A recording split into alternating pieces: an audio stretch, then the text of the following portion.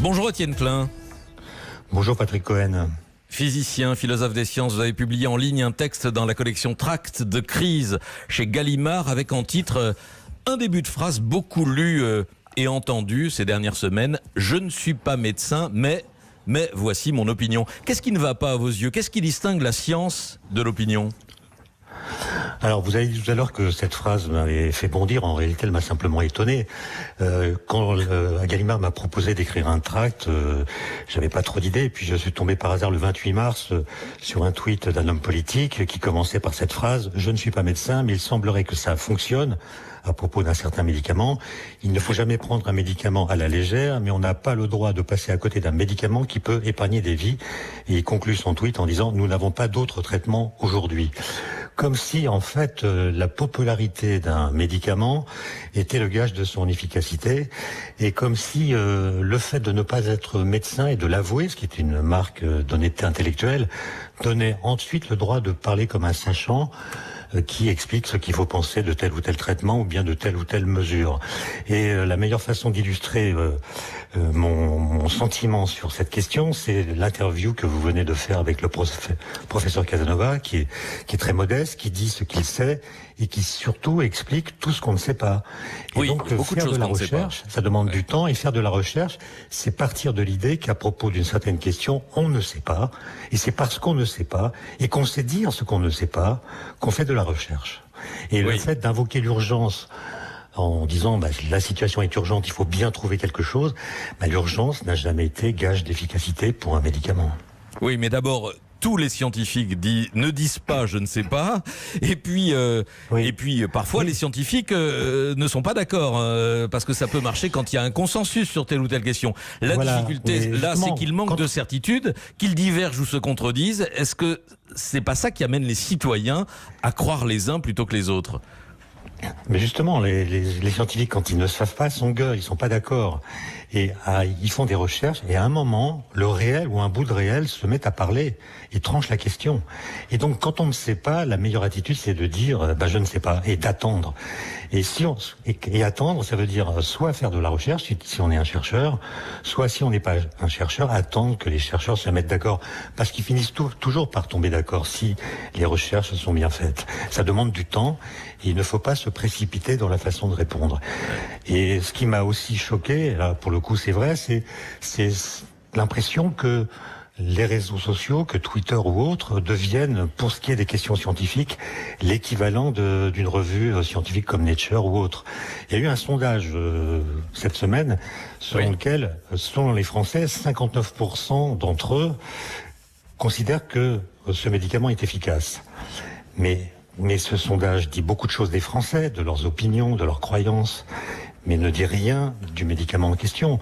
Autrement dit, il est intéressant pour les sociologues, mais il n'est guère utile pour les médecins. Oui, il y avait tout de même 20% de sans opinion dans cette enquête. C'est quand même assez peu.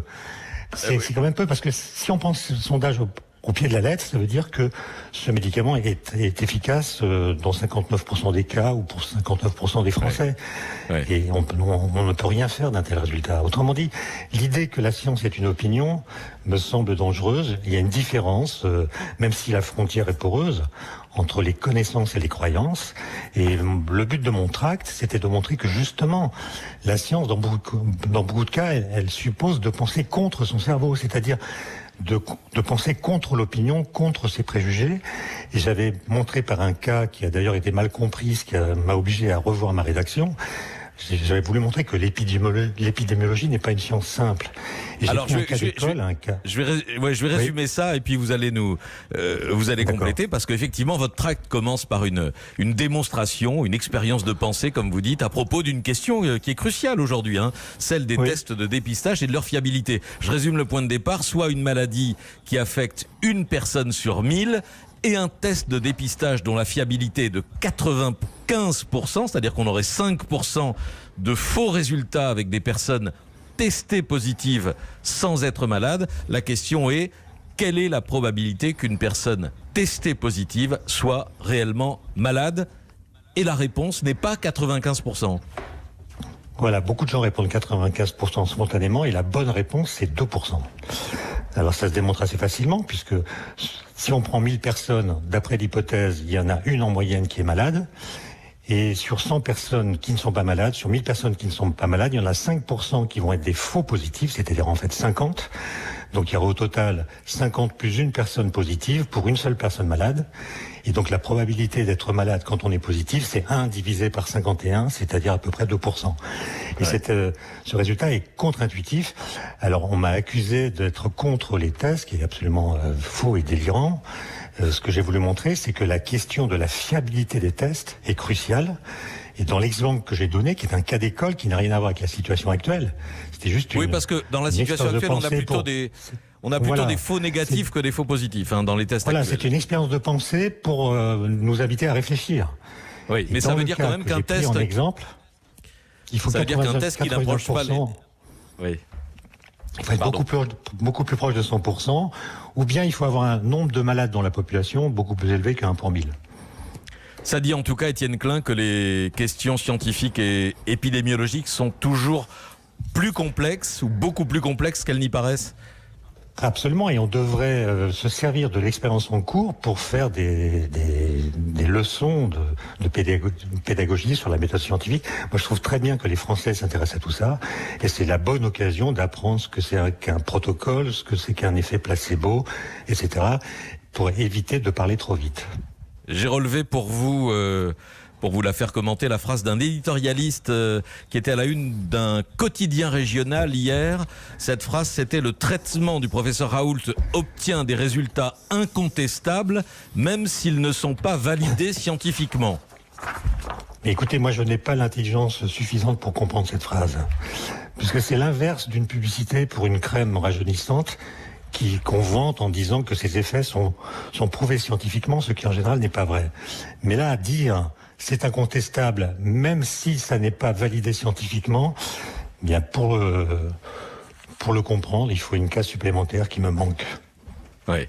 En tout cas, Étienne Klein, à l'occasion de cette crise, les questions scientifiques sont devenues des débats démocratiques qui, évidemment, avec des décisions et des avis qui impactent la vie de chacun d'entre nous. Les experts ne peuvent pas avoir le monopole de la parole sur des décisions qui nous concernent tous, encore une fois. Absolument. Pour moi, la science est républicaine, c'est-à-dire qu'elle est affaire publique. Elle doit être partagée, elle doit pouvoir circuler sans obstacle au sein de la société. Elle est républicaine, ça ne veut pas dire qu'elle soit démocratique. C'est-à-dire qu'elle n'est pas le résultat de vote. Si en 1905... quelques jours après la publication par Einstein de la théorie de la relativité, on avait fait un vote ou un sondage pour savoir si cette théorie était juste ou non, la majorité des gens auraient répondu non, y compris les physiciens. Et donc, c'est pas le vote qui tranche ce genre de questions, c'est l'adoption de protocoles qui peuvent être très divers d'ailleurs, qui finissent par converger et mettre à peu près tout le monde d'accord. Et donc, pour parler de science, il faut quand même un peu s'y intéresser, et éviter de se fier simplement à ce ressenti qui serait le gage d'un accès privilégié à la vérité. Se méfier de son intuition. Voilà, se méfier. La science, elle s'est construite en gros contre l'intuition.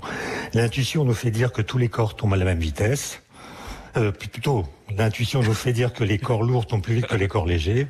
Or, la vérité, c'est qu'ils tombent à la même vitesse, dans le vide. Merci beaucoup, Étienne Klein, d'avoir été en ligne avec nous. Merci Votre tract de crise « Je ne suis pas médecin, mais » est en accès libre sur le site de Gallimard. Merci à vous.